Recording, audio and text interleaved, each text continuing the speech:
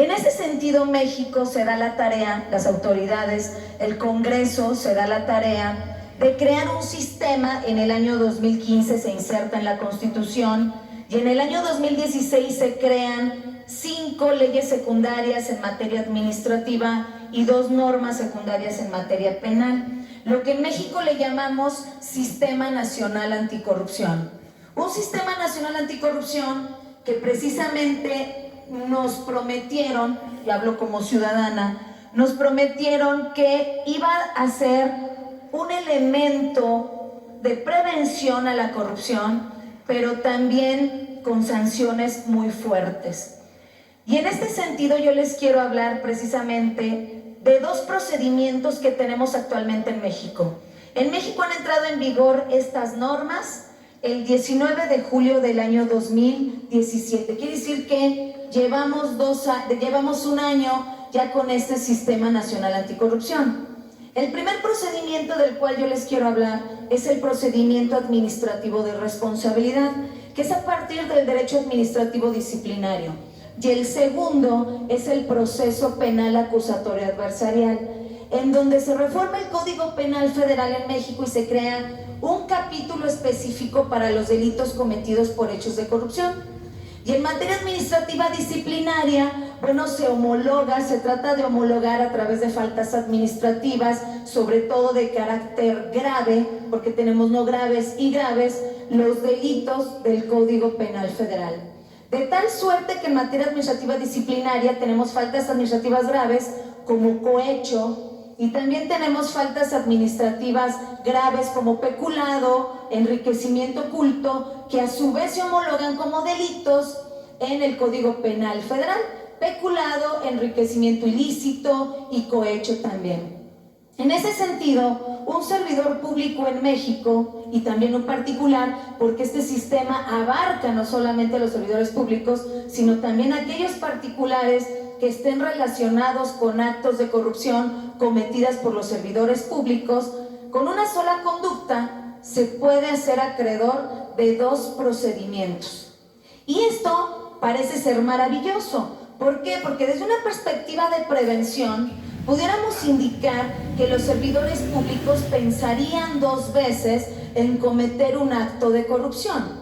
Un acto de corrupción también que pudiera ser sancionado por estos 2 procedimientos. Es decir, tanto como tenemos sanciones en el derecho administrativo disciplinario de carácter administrativo, en materia penal también tenemos sanciones de carácter administrativo, es decir, inhabilitaciones, por ejemplo.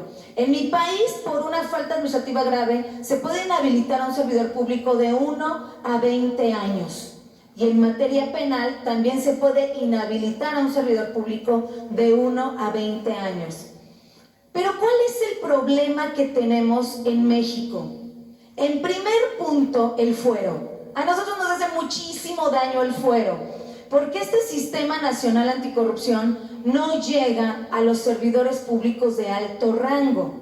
Por ejemplo, en la Suprema Corte de Justicia de la Nación, los ministros, de acuerdo a la Constitución Política de los Estados Unidos Mexicanos, estarán en su cargo 15 años.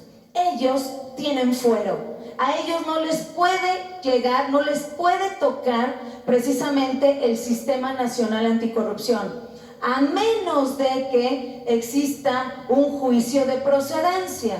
Un juicio de procedencia que se tiene que llevar a cabo en el Congreso, y en donde los diputados tendrán que utilizar la parte de investigación, se tendrán que conformar en un ente de investigación para efecto de poder imputar un delito o una falta administrativa.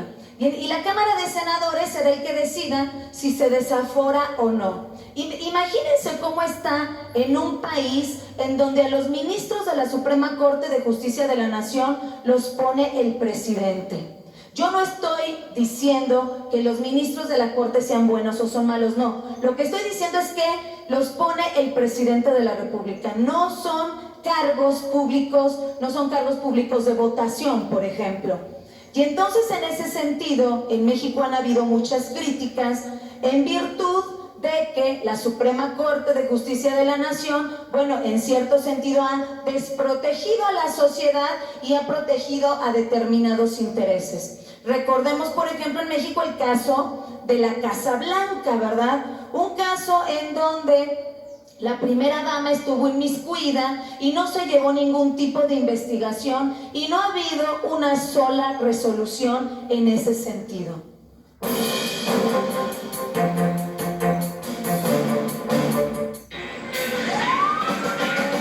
Estás viendo.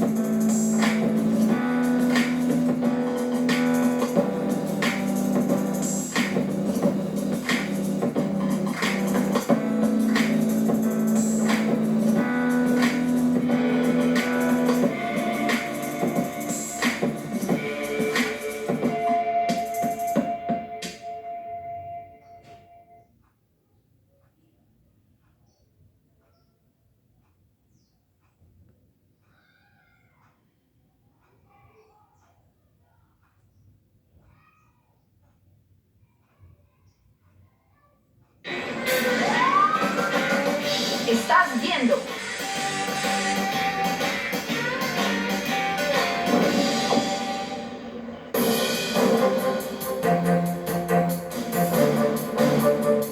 Yo les comentaba que duran 15 años los ministros de la Corte en mi país. Las faltas administrativas graves en México prescriben en 7. De tal suerte que tienen hasta 2 periodos para que una falta administrativa grave pueda prescribir. Y si nos vamos al ámbito penal, entonces encontramos que el delito más fuerte, se puede decir que el más criminalizado, es el delito de enriquecimiento ilícito. Un delito que tiene punibilidades de 2 años.